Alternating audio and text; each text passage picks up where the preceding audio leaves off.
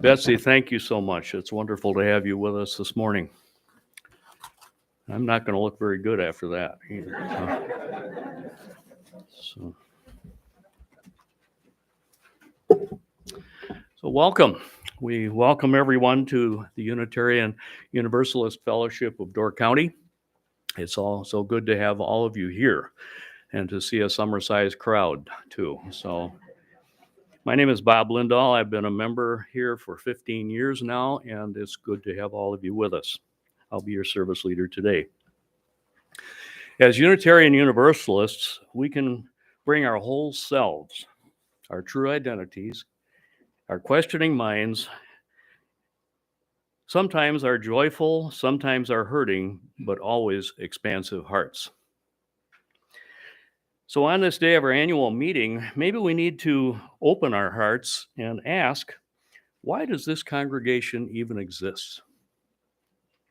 Perhaps very simply, it is because in our unity that we can create a much larger force for good. One of the reasons we love our fellowship is that we don't have to check who we really are at the door. Our respect and our tolerance for diversity in all of its forms is ironically what brings us closer and keeps us strong. So on this day of our annual meeting, we celebrate who we are and how far we have come. But may we also be open to what we need to do in order to assure that we stay strong. So we have a tradition of asking people who are visiting with us to stand up, introduce themselves, tell us maybe why they're here and where they're from. So if you feel comfortable doing that, I wonder if you would join us. So I see a volunteer. I'm Russ, this is my wife Teddy. We bring you greetings from the UU Church in Racine, Olympia Brown, Unitarian Church. You guys have seen Tony Larson. We've known Tony for years and years. We're up here for a week at the clearing, taking a class, and usually when we're up here, we always try to step in and take in the service here. So, okay, thank you. Welcome to you both.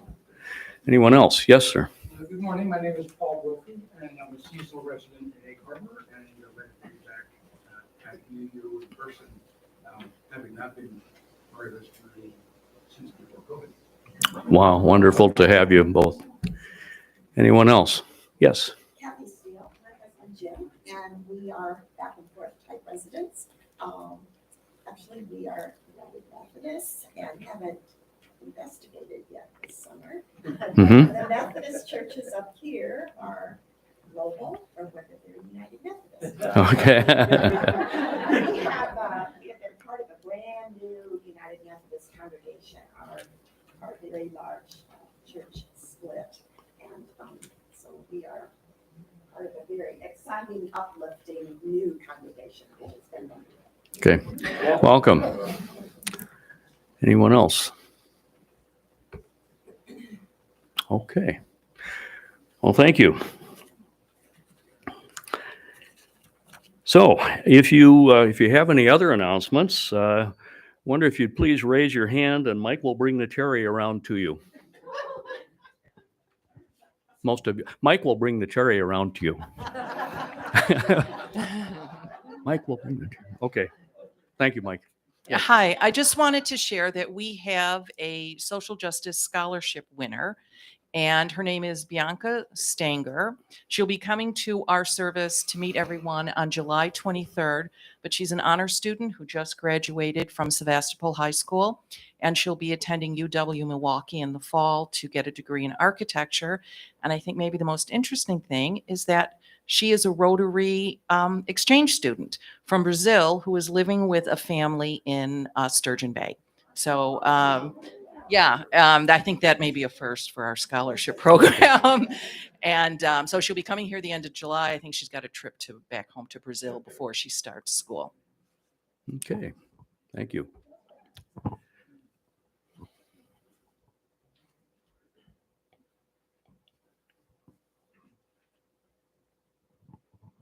So I am just delighted that Colin's here because I was going to make this announcement. Now I'm going to make it and he's going to hear it. So if you drove down from the north in front of Colin's home and his bed and breakfast, the Chiananthus virginicus, also known as the fringe tree, also known as a granddaddy graybeard, are beginning to be in full bloom. If you live south, take time to go north before you leave this area. If you live north, be sure to look at these 6 or 8 Chiananthus virginicus. They're one of my favorite trees. They bloom late, so they're just blooming now, but they are just stunning, and thank you. And that's just next door to the north here, for those of you who don't know. Okay, Hank, there's one. Oh.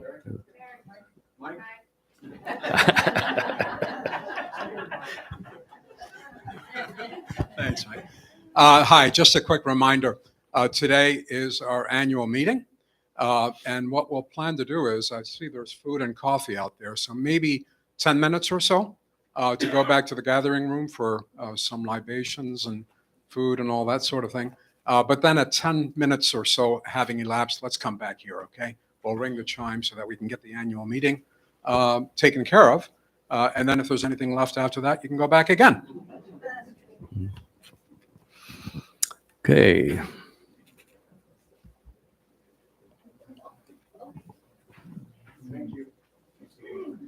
Good morning, everyone.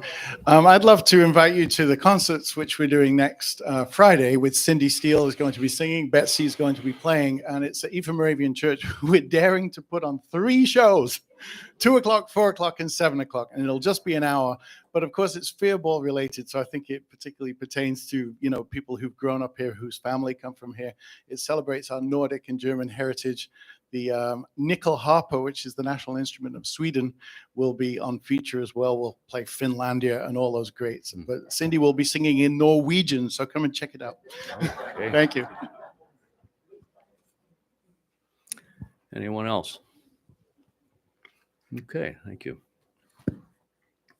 So as we continue to go into our service here, please remember to shut off your cell phones or anything else that might make a noise. If you're having any difficulty at any time during the service today, just raise your hand and Marilyn can make an adjustment, hopefully, to make that work a little bit better for you.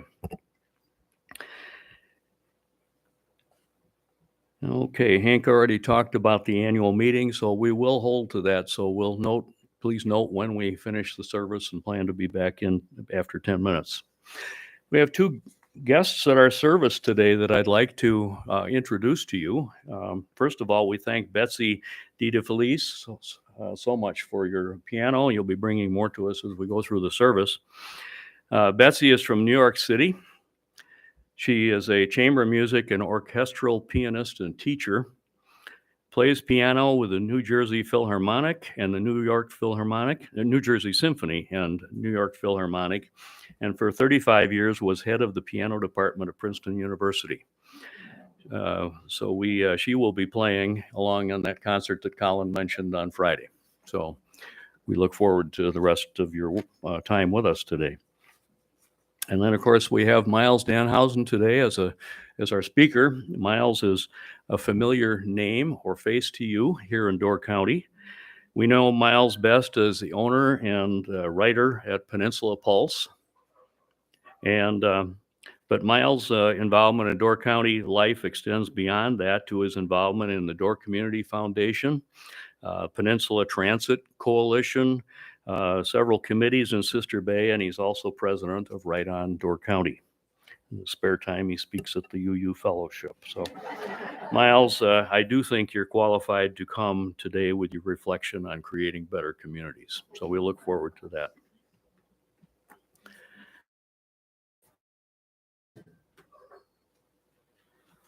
Our chalice lighting this morning.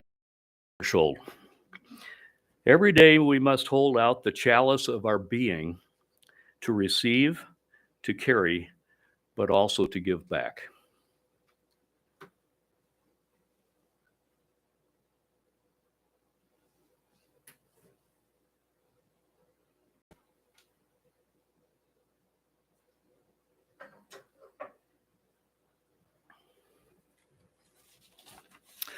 And now if you'd stand, if you're able, for the unison affirmation and doxology. We gather together to seek knowledge and wisdom, to explore freely the vast reaches of Spirit, and to celebrate within a caring community those ancient and modern which give meaning and direction to our lives.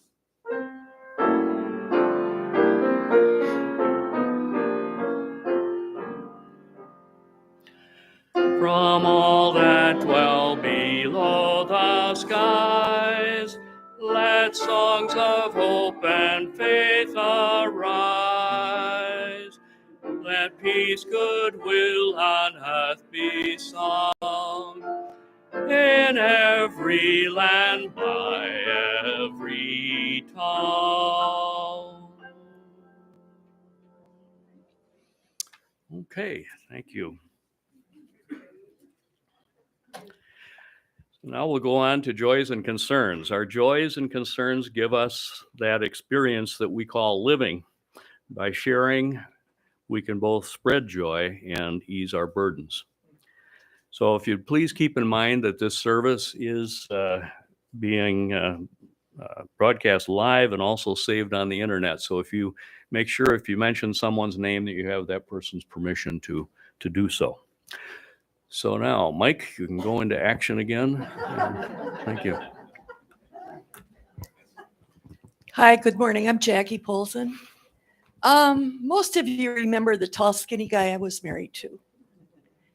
I lost him in September, and we're going to be having a memorial service for him here Tuesday at 2 o'clock, June 27th.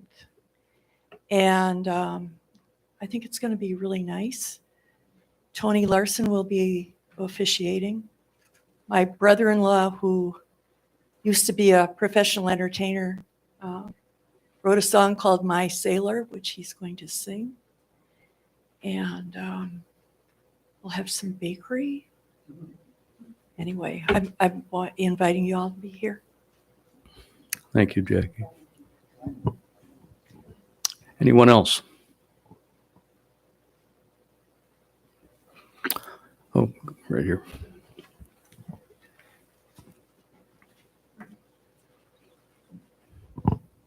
Thank you. First one, to my wife, who is now able to cook for me again after successful hip replacement surgery.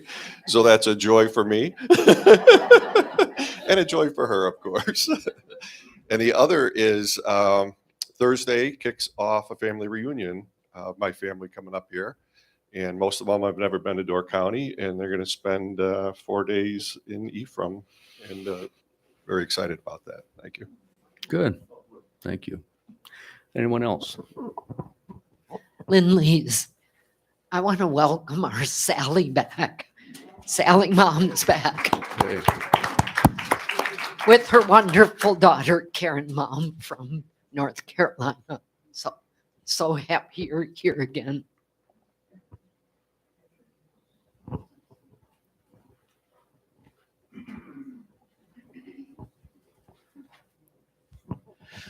Hi, I'm Mark Richards. I just want to, I just want to thank my wife.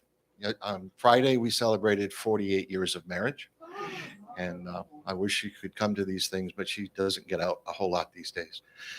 Anyway, it's been an experience, to say the least.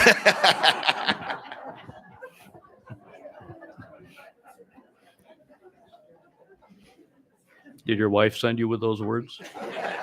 Okay. Okay.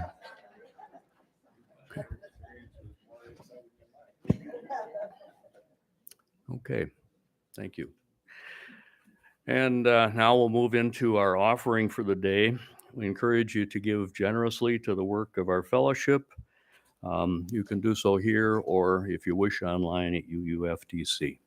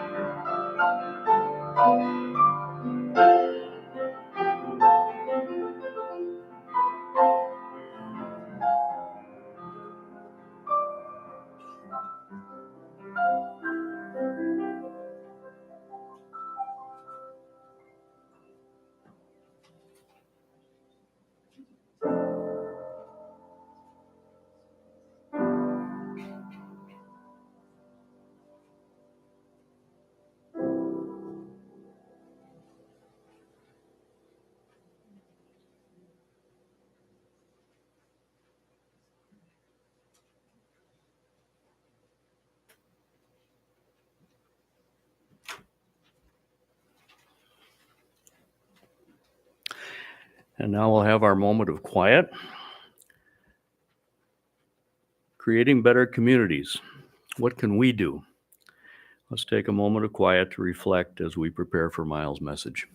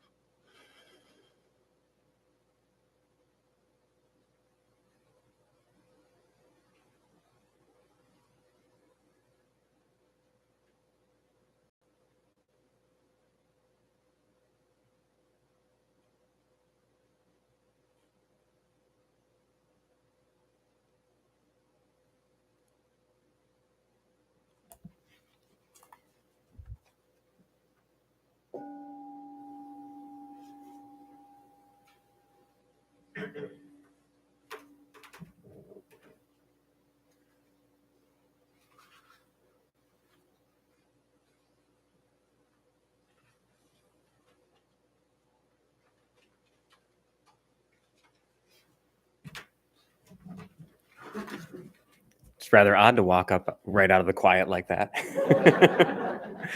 I'm Miles Danhausen, Jr. The junior's there because my dad writes a lot of letters to the editor and a lot of letters to various town boards. I got to make sure people know who's who. He's also on the town board in Egg Harbor and like 9 other committees. So I always try to keep the clarity there. We're not always aligned on every topic. But one thing that we are aligned on is that I heard a few people, this wasn't going to be part of my presentation, but a few folks mentioned that they're back in town. They come here as seasonal residents. And, you know, you talk about what can we do to make better communities. And one of those things is to just be kinder to each other and kinder to people you don't even know in your community and the way we talk about each other. And that extends to our seasonal residents. They're oftentimes in the stories I cover a lot of municipal meetings, a lot of municipal issues, whether it's short-term rentals or parking or roads. And a lot of the conversation tends to become an us and them conversation. You hear people stand up and they talk about seasonal residents as if it's like an other, as if they don't matter as much. They talk about tourists as if they don't matter as much, forgetting that almost every single person in that room started as a tourist here, unless your name is Sequist, including my own. My family's introduction to Door County goes back to the 30s when my grandparents honeymooned at the Alpine Resort. I am of the first generation of Danhausens that was born in Door County. My father moved here in the early 70s when what he said, he goes, it was a lot harder to live here in the 1970s when everyone's complaining about everything now and the traffic and stuff. He goes, it is easier than it was back then.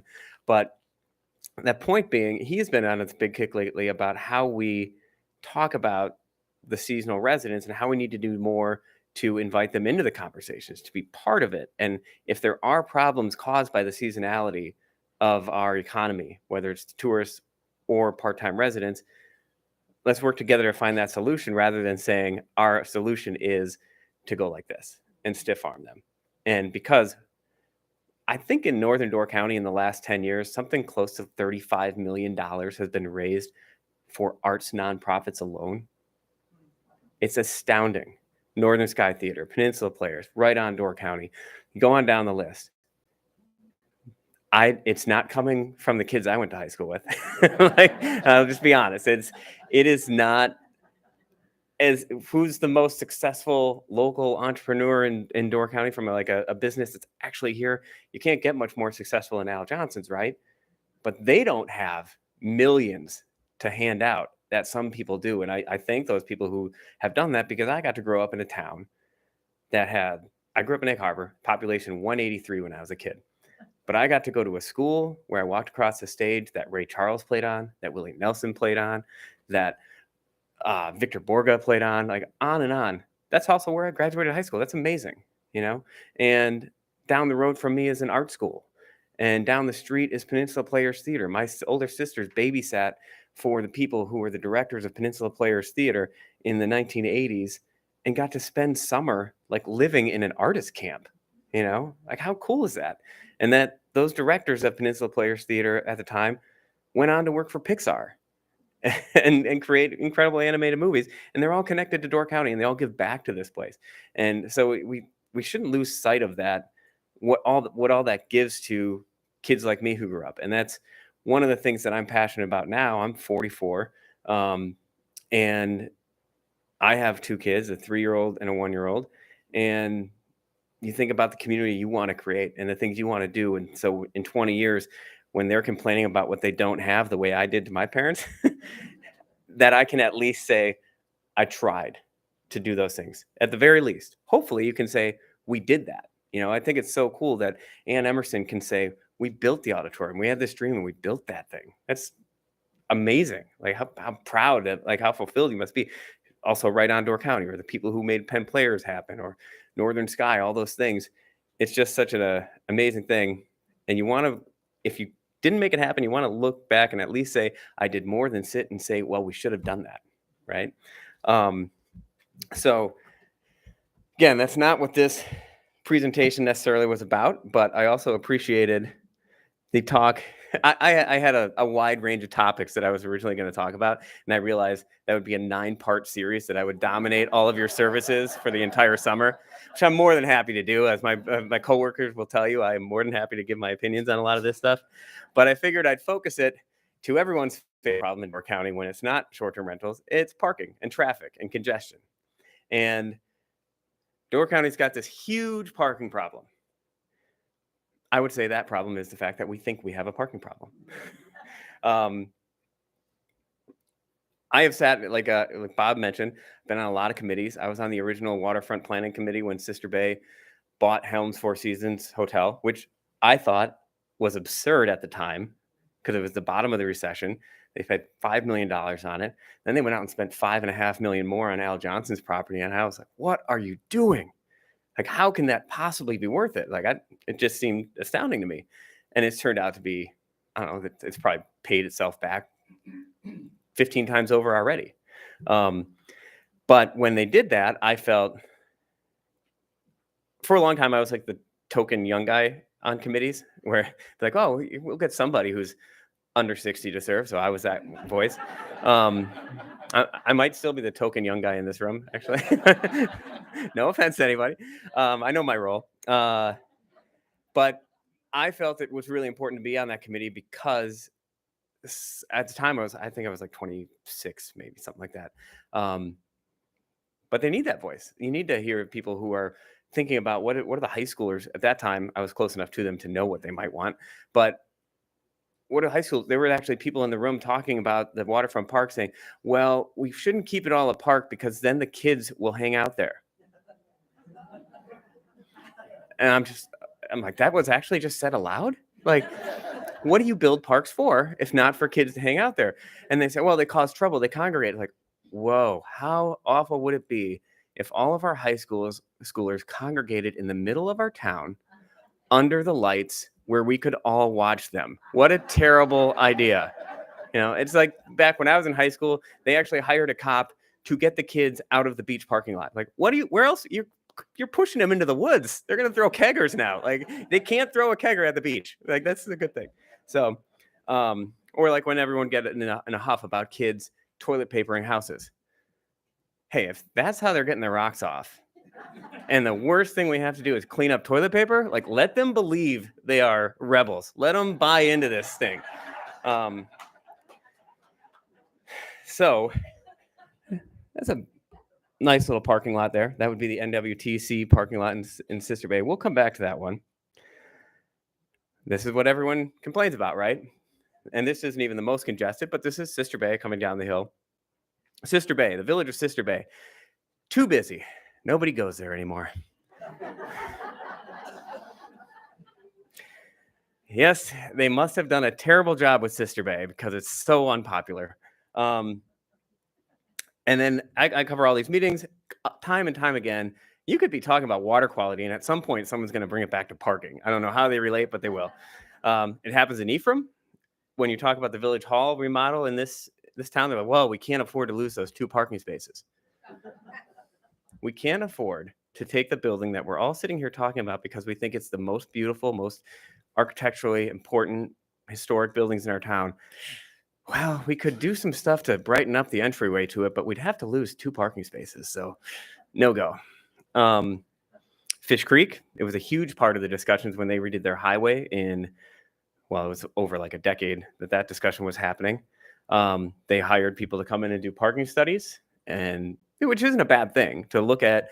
Maybe one of the things that said, well, your parking stalls are really freaking big. So like shorten them up a little bit and you get 20 more in your town just by making them a little bit smaller and teaching people how to parallel park. Village of Egg Harbor, I think, is talking about doing their 3rd parking study in 10 years. They have a lot of their biggest issues over the last few years have been about parking. And then even Bailey's Harbor, even sleepy little quiet side Bailey's Harbor, people talk about parking. I work in Bailey's Harbor in the middle of town every single day. Our particular business, the Pulse, grandfathered in a landlocked parcel with no parking lot. We employ 24 people. We don't have a single parking stall. So we use the public sphere, the street parking, which I'm not super proud of. That's all we got. But it's never been an issue. So you take a business with 20 people every single day, almost all of whom drive to work except Dave, my business partner who lives upstairs, and myself. When I've finally gotten over my back problem, I'm starting to bike to work more often. I'm going to get an e-bike. I'm going to try and do it at least 3 days a week. I live about 12 miles away because I feel like I have to do that because I own a business that doesn't provide its own parking. So I gotta walk the walk. But we all talk about this, but does it really exist? There's a couple of great books about this. There's a guy, the author, his last name is Shoup, and then there's this guy who just came out with a book called Paved Paradise. His name is Henry Graybar, and I highly encourage you to check it out. He's been on a bunch of podcasts. He's probably going to be on a lot more in the coming days. Says, we expect parking to be immediately available, directly in front of our destination, and most important, free. This is unique. It would be unimaginable to hold any other good or service to the same standard. We expect parking to be perfect. And we do. I always thought that too, until I moved to Chicago. I spent 6 years there, and then I learned that, hey, if I'm parking within a mile of where I want to go, I'm pretty thrilled with that. And if it's free versus paying $2 in front of the place, I'll go around the corner 9 times to find the free spot one further block away. I'm like, I probably should have just paid the $2. But then I came back here and my whole perception on what was a good parking space changed. Like, you never have to walk more than a block to get anywhere in this county, almost ever, except if Fall Fest and Pumpkin Patch. And that's if you don't know somebody who you can sneak into their yard. There are 6 parking spots minimum is the estimate for every car in America. Imagine if we built housing for people at the rate that we build parking for cars. That represents, in any particular development, the parking can be 20% of your building costs. So if you're building like a 40-unit apartment in some cities, that can be millions of dollars. I don't know what they're spending for the parking lot underneath the condominiums in Egg Harbor right now, but it's got to be pricey. It makes it nearly, I've been on tons of housing committees up here. And one of the problems is the parking requirement adds so much to the cost. So if you're trying to build, our big gap in housing is the $800 to $1,100 apartment. We have $1,200 apartments. We have really, now with some of the WHEDA housing, the Wisconsin Housing and Economic Development Association housing in Sister Bay, we have a lot of housing for that lower tier. But you have to qualify. You have to get a certain income level, which a lot of, that leaves us missing middle of people who need housing. We don't have anything in that market. And part of that is if you're trying to build that extra $100 or $200 a month that you have to charge, you can attribute a good chunk of that to parking and the parking requirement and the infrastructure requirement. We require 4 parking spots for every single family home built in the village of Sister Bay. You have to have parking for 4 cars. So I was talking to Denise Berto, who I tremendously respect and does a great job as like this, essentially a unpaid zoning administrator. And she said, well, you have to have that because every house, you know, if they have 2 kids, those 2 kids are going to have cars too. I said, okay, so if you got a 25-year span of a family living in a household, and for the years, let's say that kid, because I've given up on the dream of my kids moving out at 18, right? They're going to probably live in my house till at least 23. So for those 5 to 7 years that they're going to live at home and have a car, we have to provide a parking space for them for the first 16 as well. So we're going to plan out of a 25-year period, we're planning for the 5 instead of the 25. And that drives up the cost. It also has to be paved in the village of Sister Bay. That adds a lot of cost to your driveway. In Chicago, conversely, while I was living there, they changed their parking rules so that if you lived within 500 feet of a public transit, of a bus station or a L stop, you did not have to provide the same level of parking, a much, much smaller level of parking. So it immediately drove housing developments near every train stop in Chicago. If you took the Blue Line, if anyone's familiar with the city, if you took the Blue Line all the way out to O'Hare, at every stop, you're going to see 10 to 12-story apartment buildings that added tons of housing to that marketplace that wasn't being added before. And revitalized neighborhoods because you had a bunch of new people with money to then move into those neighborhoods that nobody would move into before. Logan Square, Avondale, you just keep on going to these neighborhoods that were neglected for half a century. And suddenly we're some of the hottest markets in the city. They also built a elevated bike trail called the 606 on an old rail line that I used to live by. That was amazing, beautiful. Drove up. The great thing about the 606 and any bike trail, it drives up your property values. So if you live by it, problem is in the city, what that does is it tends to force people out. They haven't found the solution to like increase and improve the neighborhood without gentrifying the neighborhood and booting the people who have been there for 50 years. But that's a whole other topic for how do you solve the parking problems, right? Even if you have a perceived parking problem, there are ways to solve it, right? I personally just don't think there is much of one, but I'll show you why. But you can build parking lots.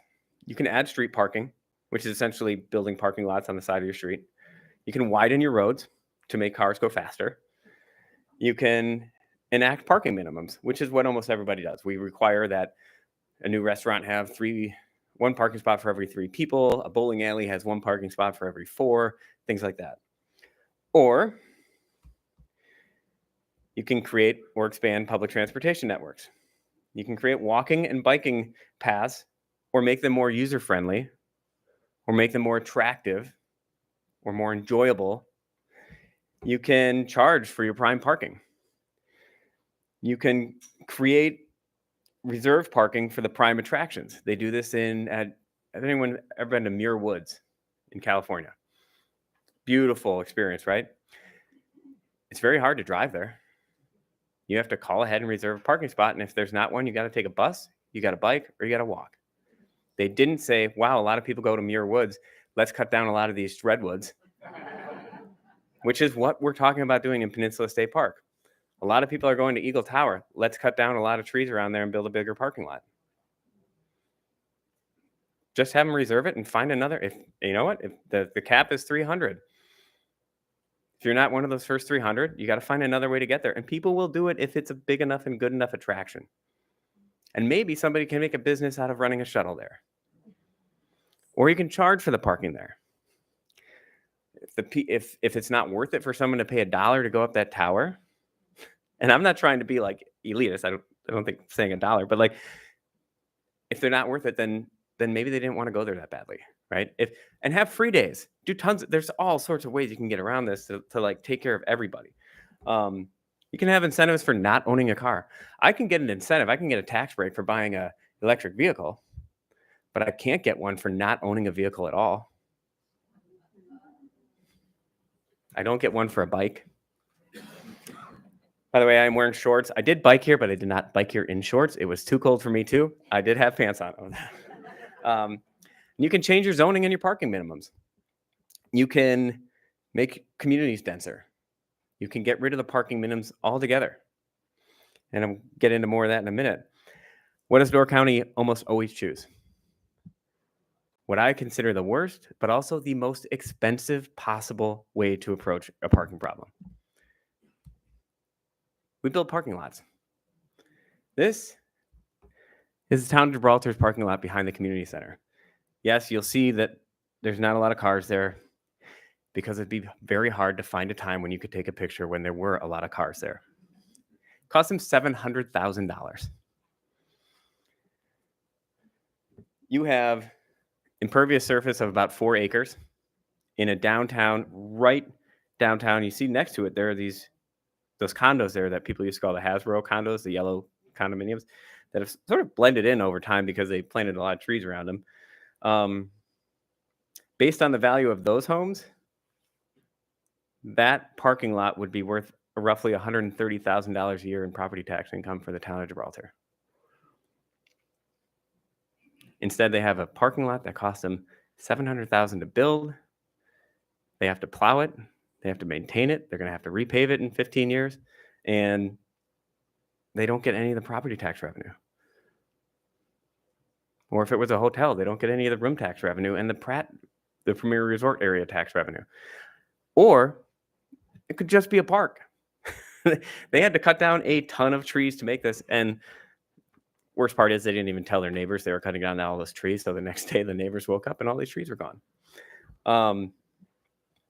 They could have left it gravel too. I mean, we like to pave everything, but that is an incredibly expensive option to fix the parking problem. Sister Bay is a big mistake, right? Hotel Door. I beg to differ. It's the parking lot across from Waterfront Park. They built that because I think it was, if I have this right, the DOT had to take a bunch of small sections of land from the village as they built the new highway. And to do that, the DOT has to trade you land or money in exchange, and it has to be within a certain area of where the actual taking took place. So their solution was to Sister Bay said, all right, build us a parking lot. Now, I was on the original Waterfront Park Committee. We never talked about putting a parking lot there. That was part of the Helms purchase. That was open land. It was grass. It was either leave it as a park or sell it to pay for the immense costs of the waterfront and get the development and the tax dollars. That was always the theory with Waterfront Park is we bought 1,800 continuous feet of waterfront, and you were going to drive the development across the street to pay for this huge public sphere. So they put a parking lot there. So the Door Hotel brings in $76,000 a year in property taxes already. It is the largest, the most valuable development in Door County in like 20 years. It brings in much more than that in room tax revenue. And of that room tax revenue, a third of it goes back to the village to spend on anything. They can sidewalks, make the park better, make a pier, all these things, beaches. It brings in $10,000 a year in Premier Resort Area tax alone. So that's all for the Hotel Door. That's roughly the same exact size as that parking lot.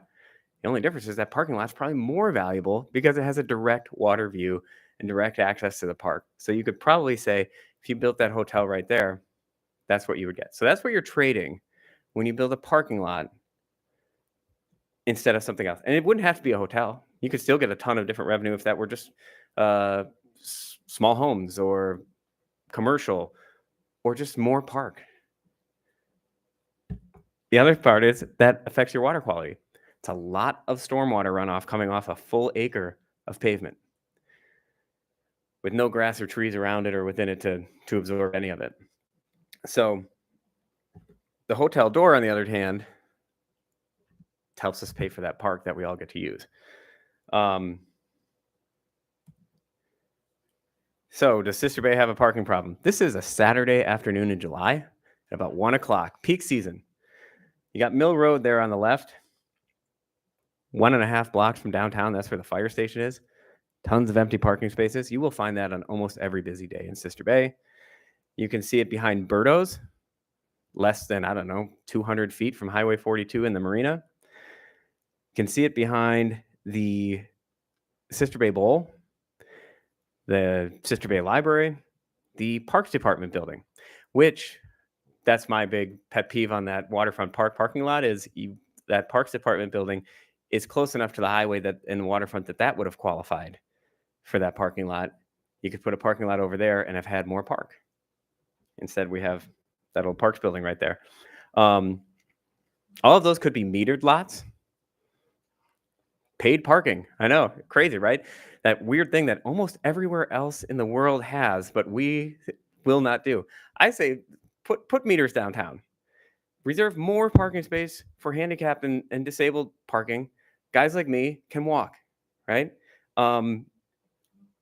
We can collect dollars for all those hours and put it into things we care about. Like, I don't know if anyone's passionate about building parking lots in here.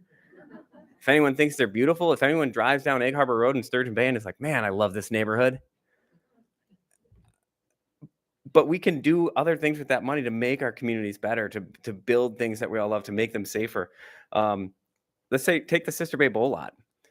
It's only used in the evenings for the most part. They have a lunch crowd, but that's mostly taken by their front spots.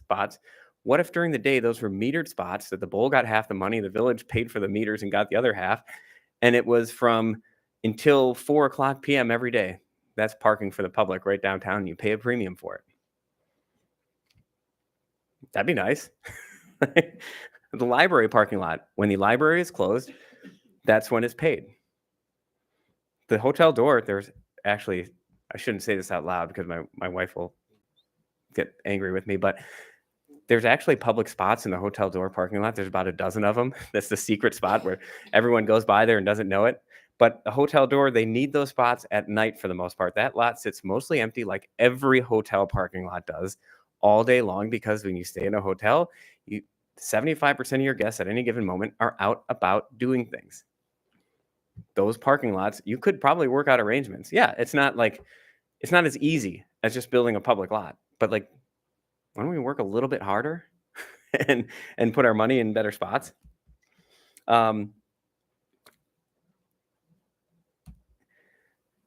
Egg Harbor with their huge parking problem, right? This is an overview shot. And here's another one.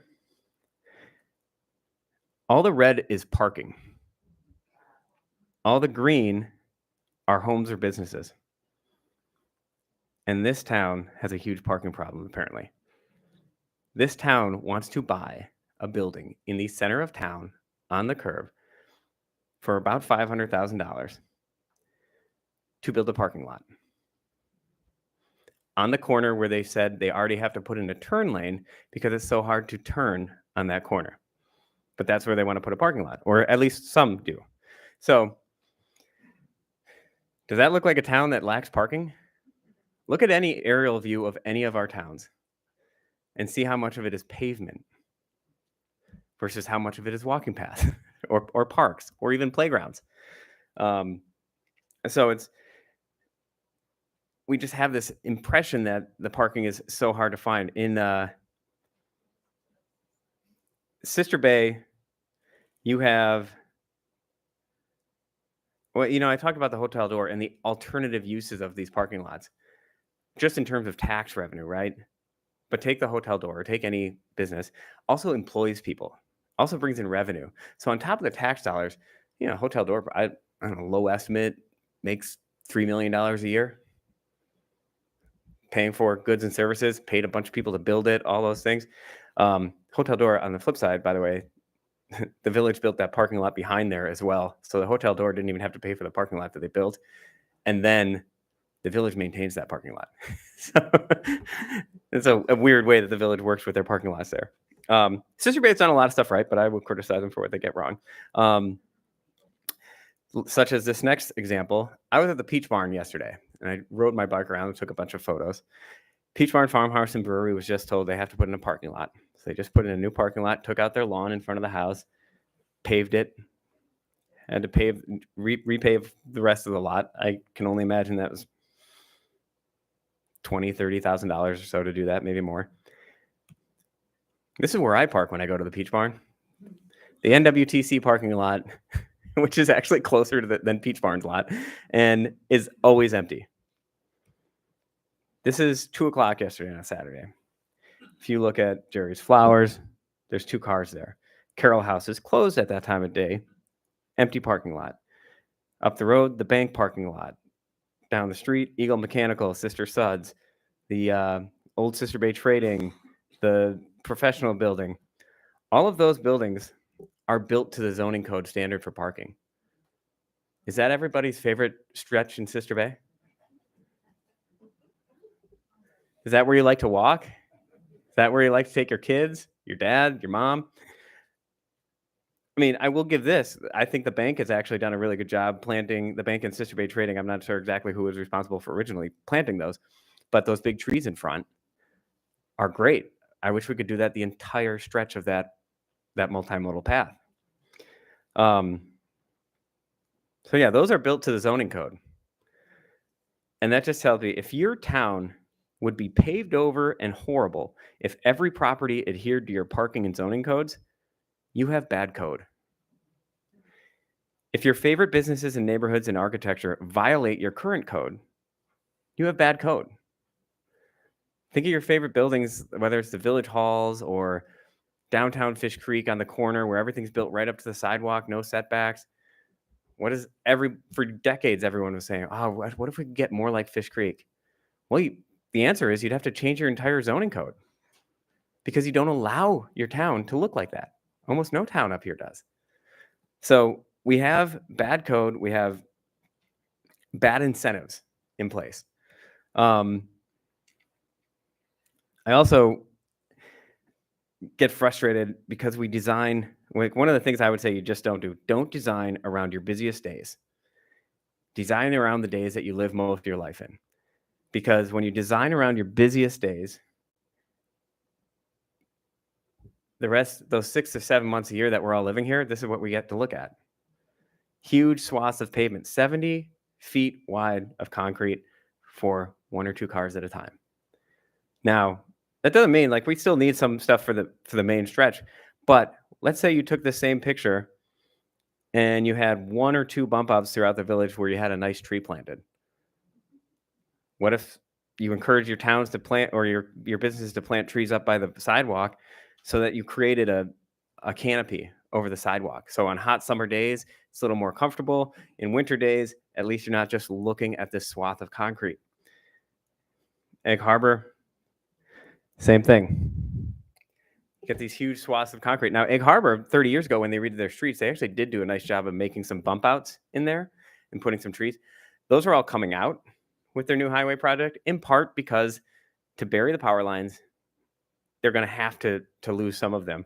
I have implored them to do anything they can to save a few crucial ones, even if it costs more to work around them, because, yeah, you can say, oh, we'll just plant a new one. Well, these trees were planted when I was 10. It takes 30 or 40 years for them to get to the point where they provide shade, especially the way that communities take care of them. You can make them go faster. I believe, Colin, you've worked with a guy, Tom Wolf, and I put Egg Harbor, after talking to Tom, I ran into him in a coffee shop. I put Egg Harbor in touch with him because Tom knows how to get a tree to grow. People tend to say, well, you can't grow trees in urban areas. Up here, they say that. Well, they'll just die. It's all anecdotal. They saw one tree die, so now all trees die, right? So apparently they've never been to Brooklyn or Wicker Park or any city in the world where there are massive 60-foot trees in little wells of concrete in urban areas. Like, it works. You can do it. You just have to work a little harder. And would you rather, like, you think of what we spend on concrete and curb and gutter and electric and all these other things, but we won't spend on greenery. We won't spend on the things that actually make us like our streets and make us like our communities. You tell someone to put a tree in, they're like, oh, that's foo-foo. It's like, the tree makes the neighborhood, not your sidewalk, not your curb and gutter. You need those things. I'm not saying you don't. But the tree, the canopy can make a whole corner look better and feel better and be more alive, and the kids play outside and have more fun. I probably get too picky about this, but they had to cut down some trees to make a path by the Sister Bay playground. And me and a bunch of parents are sitting there like, oh, shoot, this was always the only shaded playground we could find. And now they lost a chunk of it, but they've kept some. So that's good. but that's another case where they do things without talking to the actual users of a thing. The problem with you, if you want to take away parking and you want to get rid of parking minimums, you have the people who already built the parking. That's always a problem, right? You have, well, I had to build it, so they should, as if like whatever mistake you made must be made in perpetuity. But I see the argument. The big one in Egg Harbor is Main Street Market has a big parking lot, in part because they are forced to put it in by code, in part because for their business to work, you need a parking lot on that scale. And then One Barrel gets built and doesn't build up to the parking standard that they were even originally required to, but all their customers park in Main Street's parking lot. So I've been told that this was a huge detriment, but let's see if I can get this video to play. This is on a Saturday when One Barrel had a band in July.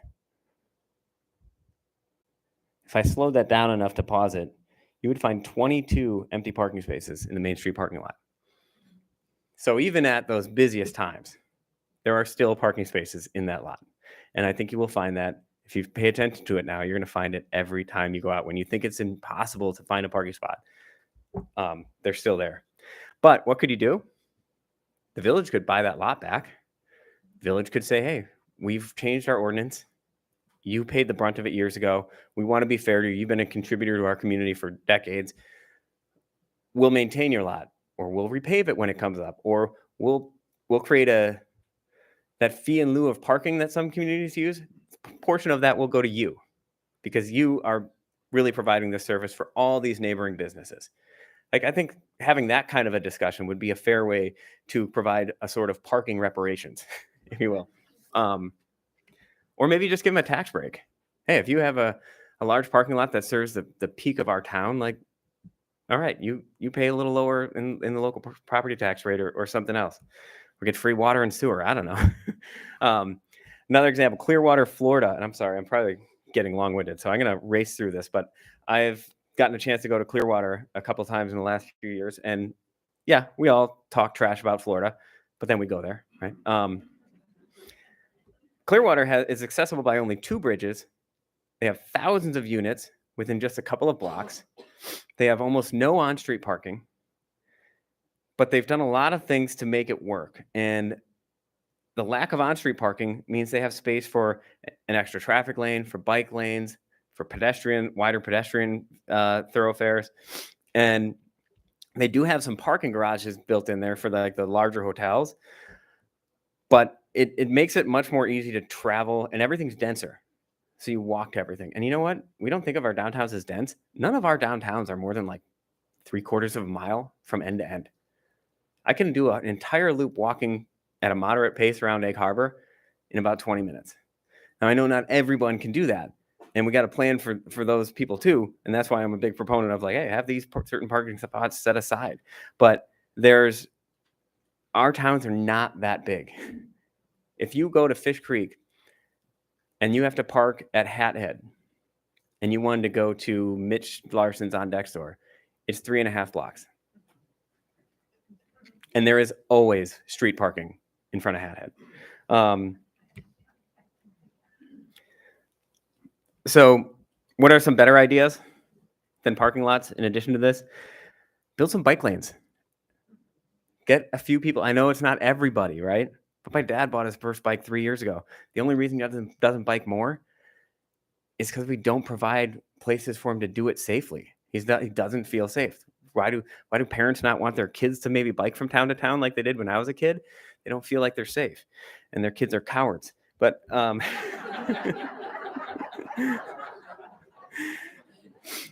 are about 400 housing units behind the Piggly Wiggly, in between apartments and homes. So you got 10% of them to walk or bike to work every day down that hill instead of take their cars, or take one more trip by biking or walking. But we don't have a sidewalk that connects those housing units to a sidewalk to get to downtown. So you're asking kids and parents, even I drop my kids off at Northern Door Children's Center, to bike them there. I finally found that I can take the shortcut through the cemetery, but I'd have to go up the Sister Bay Hill because I live on Double Z, and there's no real safe way to get up there. So I try to avoid it, but it's hard. But I still try and do it just to prove a point. But if we can connect those lanes, if we can connect those homes to the services, to the things they want to do in an easier way, we'll go a long way toward getting at least a few people to do it. E-bikes are a huge thing. And I think you're going to see more and more of that here. And I would love if we could do like a program where we just introduce a bunch of people to them. I want to get my dad an e-trike so he can take on the hills and still be safe. Paid parking. If you're going to build that lot down in Sister Bay, that should be paid. That should be a premium fee. And you could even come up with a code that locals could use to get it for $1 or nothing. But then anyone else, you'd pay for it. And you could offset the cost of these things. And then plant a lot more trees. Put pedestrians first. We have not tried, for all of our congestion problems, nobody said, hey, let's try a crossing guard one day and let's just see how it works. So we get the pedestrians to cross the street in mass instead of one by one. Let's try flashing pedestrian signs like almost every other tourist destination where you hit a button and it flashes and the cars just have to put you first. Let's slow down traffic so it's easier to walk. We haven't tried any of those, but we'll just keep all those things. You can trial them for a couple $100, but we'll put $1 million into a parking lot. Like I said, plant more trees. I was thrilled. My heart warmed when I drove by the hospital and they had planted 70 trees around that complex in Sister Bay. I was talking to Marissa Downs and she has followed through on this at the affordable housing complex, planting tons of trees, not in part because I'm like, I want it to look good. I want people to believe in affordable housing. But I also want those people to have a better neighborhood and better streets. And we all have better streets, shaded walkways. I drop my kids off at Northern Door Children's Center, and I get to watch the kids from the housing complex next door ride their bike in. And I'm just like, I just wish they had trees in their neighborhood too. And hopefully we'll get there. Trees provide, you can look at this. There's behind that tree to the left, there's a hotel and an Airbnb, an 8-unit Airbnb. You never know it because there's a nice big tree providing a canopy and also cushioning the blow of development, which is what, if Sister Bay had a couple of trees like that, if they had done the work to save a couple of the huge ones they used to have when they redid the highway, if it was possible, people wouldn't complain as much about the development. Take the, what slide am I on here? Oh yeah, so this is the hospital. Like they're still working on the landscaping, but there's a ton of trees there. It's going to be great. This is an example when you don't put a tree anywhere.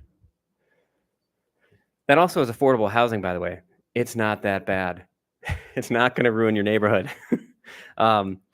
Here's some places that would have been helped a lot by planting a few trees. Imagine if Hotel Door all right, they don't want to take away their view. Put a bunch of crabapple trees down there that blossom in the spring, or pick your tree. Whatever those ones are that Colin apparently planted. Like, I want to get the name of that. I don't dare try to pronounce it, but take the median in Sturgeon Bay on your way in on the 4-lane. Sturgeon Bay businesses have always complained that people come to Sturgeon Bay and say, when do I get to Door County? Start planting some things that look a little more like Door County on the entryway. So to end this, I hope you go and next time you hear something at a town board meeting, encourage them to plant a tree, build a bike path, don't build a parking lot, rethink our conversation about parking. There are some great resources. The War on Cars is a great podcast. The High Cost of Free Parking by David Shoup. I spelled his name wrong on the slide. Paved Paradise by Henry Graybar. The Strong Towns podcast and their website is great. Dave Amos is a Sturgeon Bay High School graduate who has a whole YouTube series called City Beautiful that has tons of great little 5 to 10 minute videos about little things that communities should do better and that make for better development. A lot of zoning stuff that somehow doesn't end up sounding like zoning stuff, which is great. And then common sense. What do you like? Walk down the streets you like and say, well, why don't we build more streets like that? And what does it take? A lot of times it's as simple as planting stuff. So Colin, I give you a lot of credit for the work you've done here to plant things and plant trees. And I give Ephraim credit for, there is that conversation, and I hope everyone goes and encourages this, to build that off-road path on the other side. And the great thing about that conversation is they're already talking about how it should meander and not just be a straight line, and how they should replant trees because some of those are dying. Let's get ahead of that, and incorporating that into the process. That could be a really great connection. And now Sister Bay is talking about connecting that to their trail. So you could hypothetically hop on your bike here without getting on the highway and bike all the way to the children's center if you lived in this stretch. So there are some good things happening in our communities. It's just, we tend to think of them in silos instead of a holistic way to connect town to town. And even within communities, sometimes a committee is working separate from the board and the board doesn't know. So anything we can do to connect those will make better communities for all of us. And then you have a really fun annual meeting that I gotta let you guys get to. So thank you. Thank you for having me and letting me spout off on this for a while.